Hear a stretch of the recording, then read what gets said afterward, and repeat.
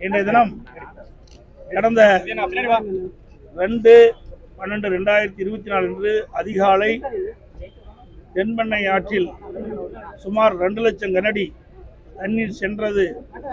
அந்த நேரத்தில் திருவண்ணாமலை மாவட்டம் தண்டராம்பட்டு ஒன்றியம் அகரம் பள்ளிப்பட்டு தொண்டமானூர் கிராமங்களை இணைக்கும் தென்பெண்ணை ஆற்றின் குறுக்கே நெடுஞ்சாலைத்துறையால் கட்டப்பட்ட புதிய பாலம் தண்ணீரால் அடித்து செல்லப்பட்டுகின்றன. இந்த பாலத்துடைய மதிப்பு 16 கோடி ரூபாயில கட்டப்பட்ட பாலம். இந்த பாலத்தின் கட்டுகின்ற பொழுதே நீர்வளத்துறை அதிகாரிகள் இந்த பாலத்துடைய உயரத்தை அதிகப்படுத்த வேண்டும் என்றும் பாலத்தில் அதிக தூண்கள் அமைக்க வேண்டும் என்று ஒரு கருத்தை தெரிவித்திருக்கின்றார்கள். அதையெல்லாம் கவனத்தில் கொள்ளாமல் நெடுஞ்சாலைத்துறை எடுத்தேன் கவுத்தேன் என்ற நிலையில இந்த தென்பெண்ணை ஆற்றில் இதற்கு முன்பு அதிகபட்சமாக எவ்வளவு வெள்ள நீர் சென்றது என்றெல்லாம் கணக்கிடாமல் அவசர கோலத்தில் இந்த பாலத்தை கட்டியதன் விளைவு கடந்த 2ஆம் தேதி அதிகாலை தென்பெண்ணை ஆற்றில் அதிக வெள்ளம் சென்ற பொழுது இந்த பாலம் அடித்து செல்லப்பட்டிருக்கிறது. 1972ஆம் ஆண்டு சாத்தனூர் அணையிலிருந்து திறக்கப்பட்ட நீர் சுமார் 2,40,000 கனஅடி என்று தகவல் கிடைத்திருக்கின்றன.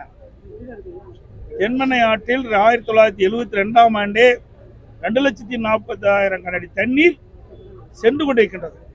அப்படி என்றால் பாலம் கட்டுகின்ற பொழுது அதற்கு ஏற்றவாறு பாலத்தை வடிவமைத்து பாலத்தை கட்டப்பட்டிருந்தால் இந்த பாலம் சேதமடைந்திருக்கின்றது.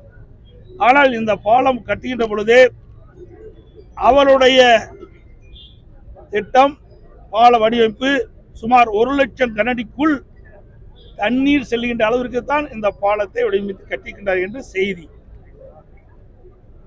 ஆகவேதான் இந்த பாலம் பெரும் வெள்ளத்தால் இந்த பாலம் அடித்து செல்லப்பட்டது.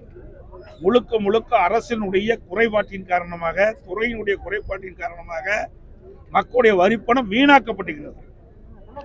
ஏற்கனவே 1972ஆம் ஆண்டே தென்பெண்ணை ஆற்றில் சுமார் 2,40,000 கனஅடி சென்ற பொழுது அதற்கு ஏற்றவாறு பாலத்தை கட்டப்பட்டிருந்தால் இந்த பாலம் அடித்து செல்லிருக்காது. ஆகவே இந்த அரசுடைய கவனக்குறைவால் இந்த பாலம் அடித்து செல்லப்பட்டது என்பதை தெரிவித்துக் கொள்கிறேன். அதோட இன்றைக்கு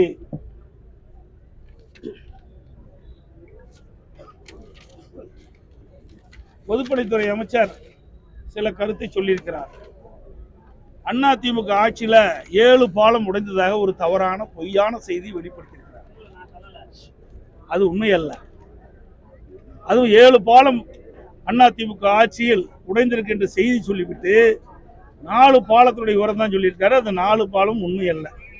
அவர் வெளியிட்ட செய்தி தவறான செய்தி.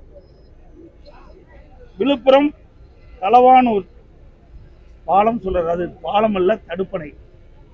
அந்த தடுப்பணை அதிமுக ஆட்சியில் கட்டப்பட்டது.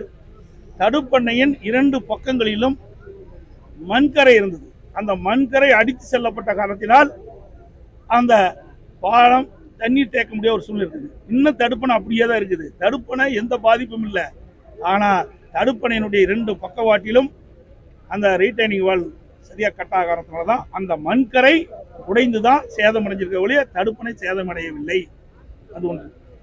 இரண்டாவது, திருவண்ணாமலை மாவட்டம் அம்மாபாளையம் நாகநதியின் குறுக்கே கட்டப்பட்ட பாலம். இந்த பாலம் 2001 சுமார் 8 லட்சம் ரூபாயில ஒரு கல்வெட்டு தான் கட்டப்பட்டது. அப்போ அந்த கல்வெட்டுல கனமழையின் போது அடித்து செல்லப்பட்டு விட்டது.